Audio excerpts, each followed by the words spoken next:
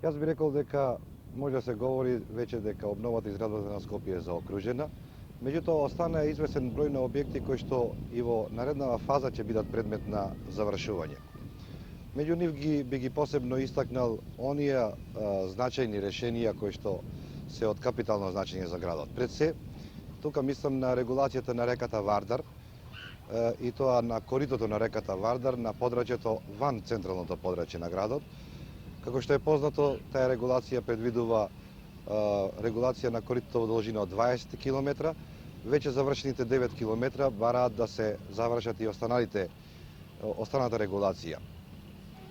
Денеска усилено се работи на потегот на Вардар од Ѓорче Петров до градот и предстои непосредно отпочнување на изградбата на коритото на реката Вардар низводно од железничкиот мост кон Маркова река. Имајќи ги предвид стопанските потреби на градот Скопје, мислам дека као позначајни објекти кои што имаат и посредно влијание на стопанскиот развиток на градот се истакнуваат објектите од Скопскиот железнички јазел. Пред се тука сакам да го споменам за окружувањето на железничкиот јазел преку довршувањето на првата фаза на транспортниот центар, во кој што ќе бидат заокружени само најнеопходните функции за железничката патничка станица и за одделни функции на сообраќајната пошта и меѓуградската автобуска станица. Особено значајни захвати се во тек или предстојат во областа на сообраќајот. И тоа во изградбата на оние сообраќајници кои што се неопходни за главните функции на градот. Пред се би сакал тука да истакнам изградбата на врската помеѓу така наречената источна индустријска зона и индустријската зона југ преку булеварот во изградба, булеварот Војводина и булеварот Србија.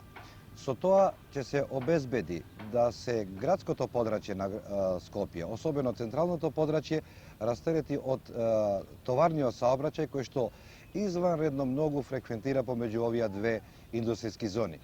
Во оваа област, во областа на сообраќајниците, исто така се значајни и известни реконструкции на одделни саобраќајни чворишта во Скопје, како што е врската на булеварот ЈНА со Водњанска улица, на местото на поранешната мала станица, каде што е веќе дислоцирана пругата, исто така врската на булеварот Октомвриска револуција со населбата Козле, како и реконструкција на рампата во Ѓорче Петров, која што од известно време наамо веќе не функционира.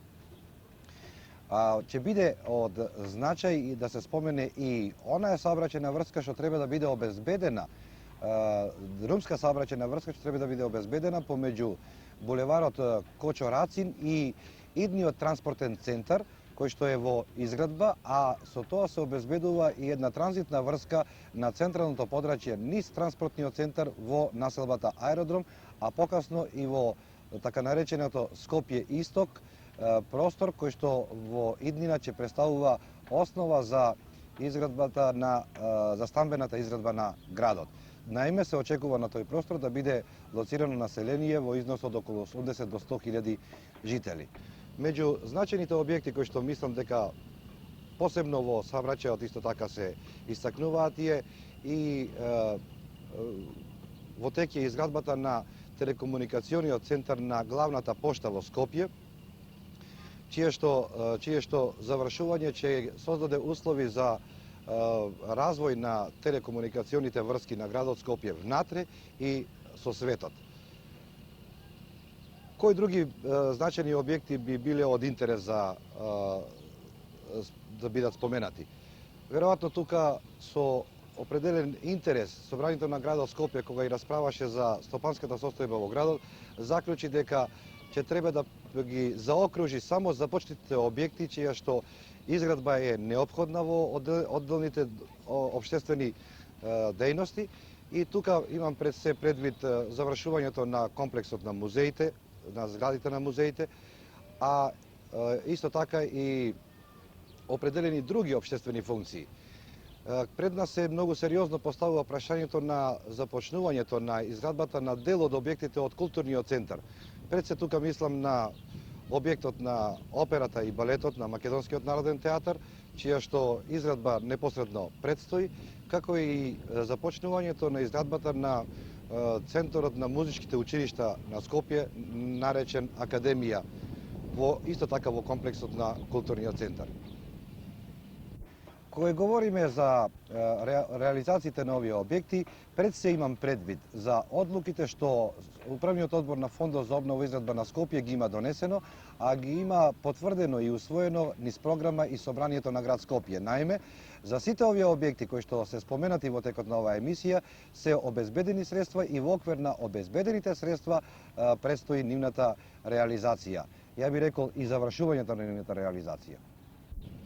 Тоа би биле, така да кажам, едни од најзначајните објекти чија што реализација е во тек и чија што завршување треба да се смета како дефинитивно заокружување на обновата и изградбата на градот, чии што резултати веќе се очебени.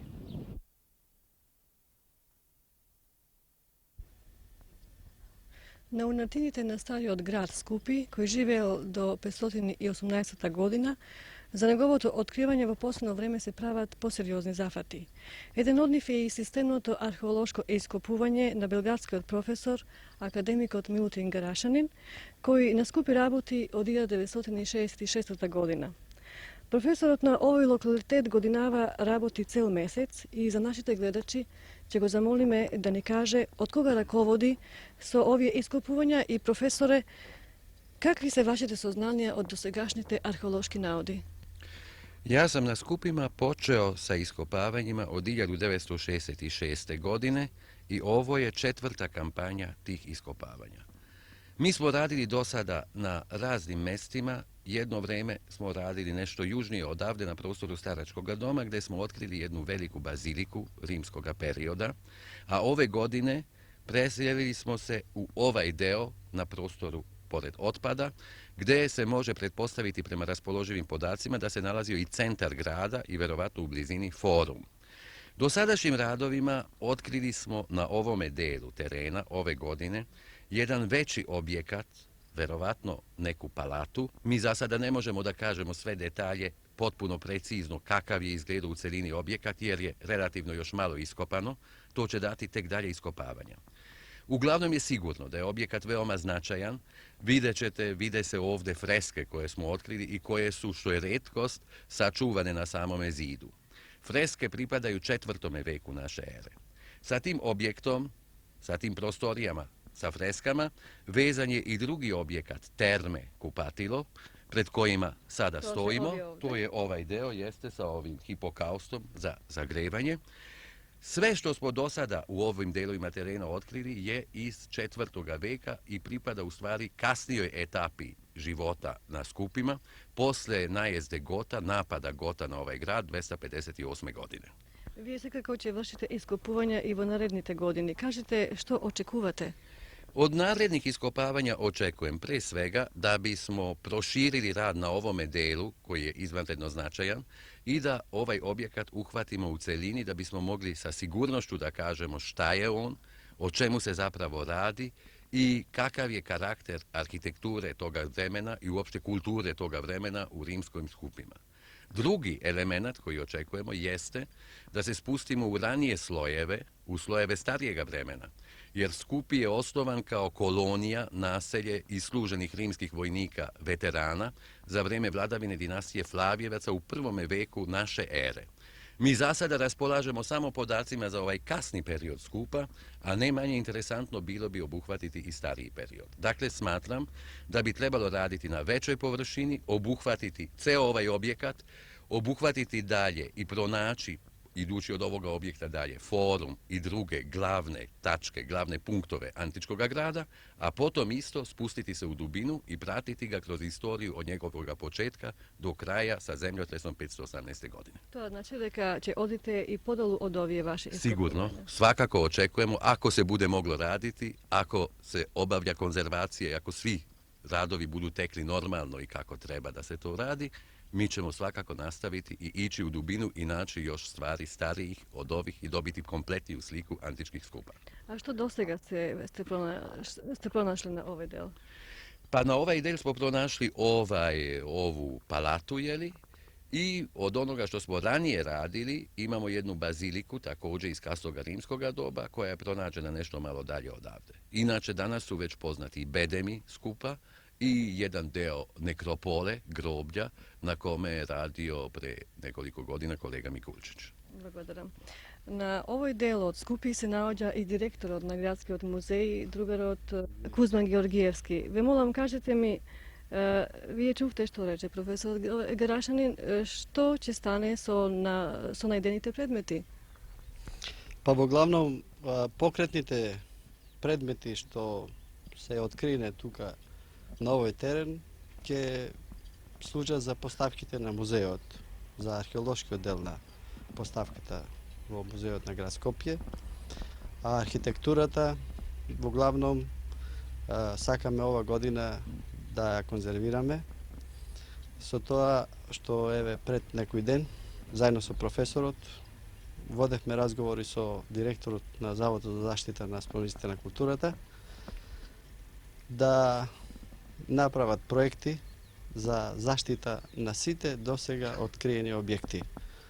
Тоа значи на овој дел што ова година која беше најголема со зафатите што се преземени, базиликалната зграда за која спомена професорот и евентуално досегашните искупувања горе на амфитеатарот.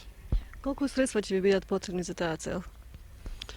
Па за таа цел точно не знаеме колку средства ќе бидат потребни, меѓутоа од преостанатите средства кои беа доделени 68 година на музеот, тоа се 97 милиони стари динари. Досега се потрошени 35 милиони, околу 35 милиони. Ние целата ова сума ја предвидовме за ова година, вклучувајќи ги искупувањата и потем конзервацијата на сите досега, како што споменав, откриени објекти на овој локалитет. Значи ли тоа дека за следната година ќе требаат и нови средства? Обавезно. Ние сметаме дека би требало заедницата да најде начини ова што го имаме започнето, да го продолжиме систематски натамо да се ископува и да се оддржува, така што да не се случи како досега, како што само се искупуваше, а не се конзервираше, но секоја година ќе треба да се планира средства и за едно и за друго. Така, ако можеме да обезбедуваме секоја година по 30-40 милиони стари динари, сметам дека за едно догледно време од 10 години ќе можеме многу